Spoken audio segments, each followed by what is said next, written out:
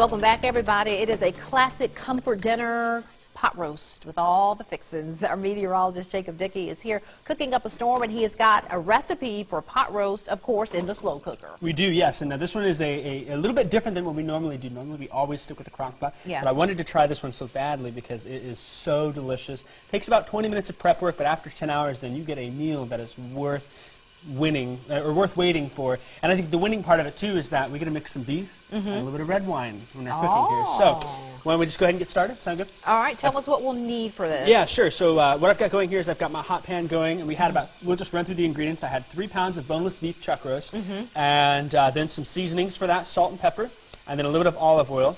And that's what I've got going right here, right now, is in my pan, I'm taking my boneless beef chuck roast. I cubed it, so you can see here.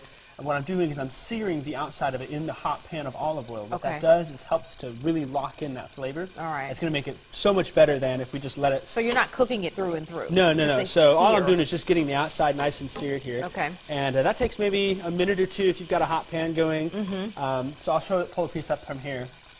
You can see that it's not totally cooked through, but the outside is nice and brown, and you can see the nice seasoning that I have on that there. So it's very good for that beef. So still raw on the inside, but it'll finish cooking in the pan there.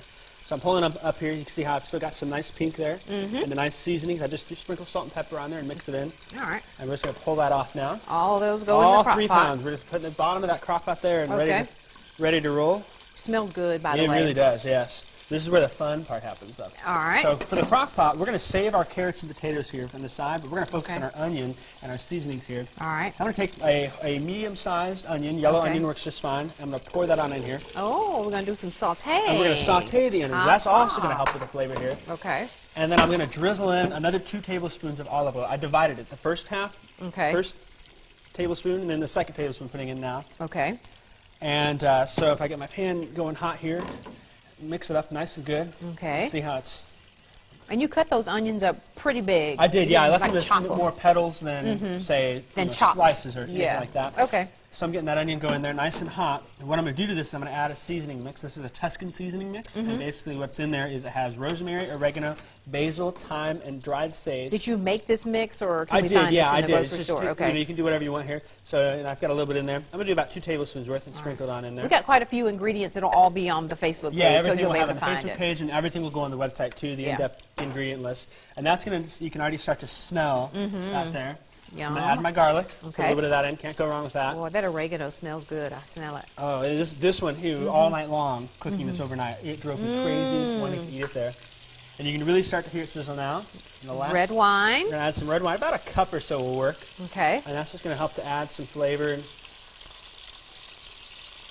That sounds good, and it smells good. Yeah, it's fun to cook with wine. Not often do I get to cook with wine, so I figured, we'll sneak a little bit on and save a sip for after the show, right? Oh, sure. There we go. Yep. And then I'm going to put a little bit of Worcester sauce wink, in here. wink, Yeah, General Manager.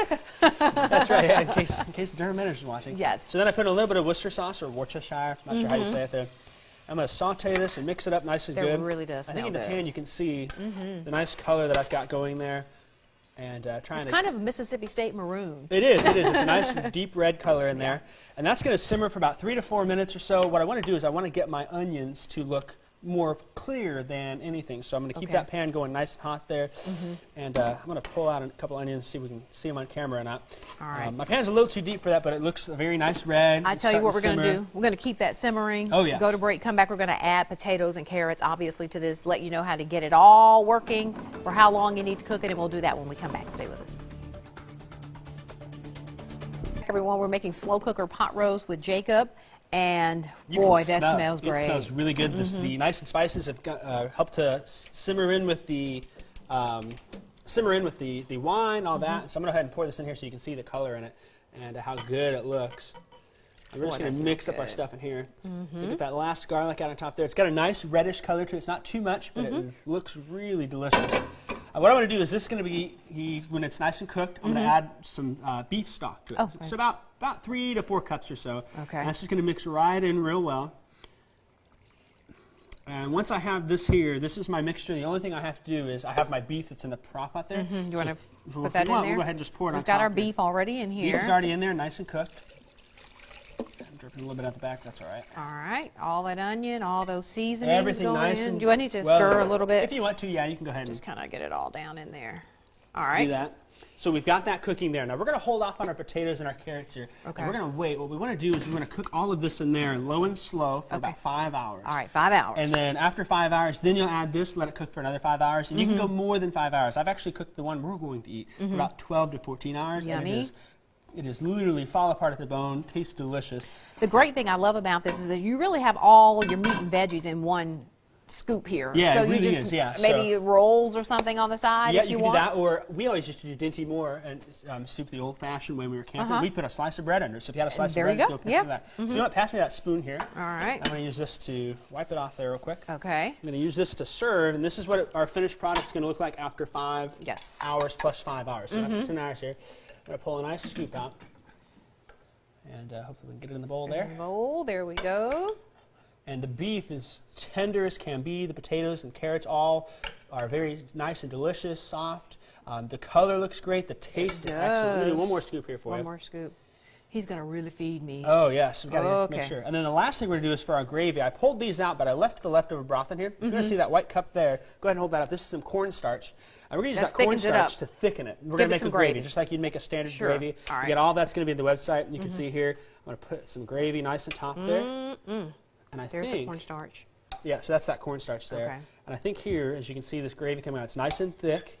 And probably get good 4 or 5 scoops. I didn't get everything out, but I got most of it out. So there's still some carrots, still some meat in there. All right. And then this is our our beef pot roast It's a with veggies very, in it. very heavy bowl. We're going to go to break, come back and wrap things up. I'll give it a taste, and it is steaming and smelling good. We'll be right back. Wrapping things up this morning, our slow cooker pot roast, Jacob. It smells fantastic. It really does. You ready to take a bite The of it? recipe will be on the Facebook page. We'll put it on the website. I'm going to take a taste. Y'all have a good morning.